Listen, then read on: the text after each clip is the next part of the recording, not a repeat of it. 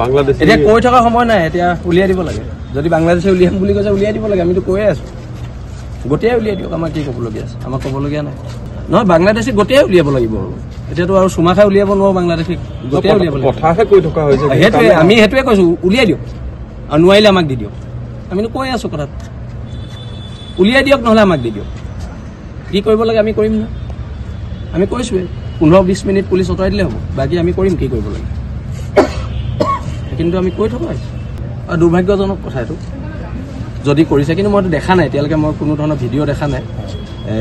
Video' tweet কৰিছে, মই তেওঁৰ সৈতে টুইটটো দেখা নাই।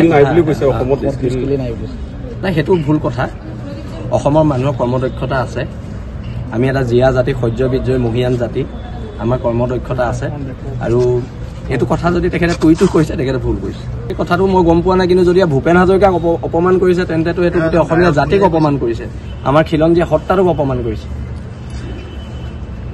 এইটো খুব দুৰ্ভাগ্যজনক কথা, দুৰ্ভাগ্যজনক কথা।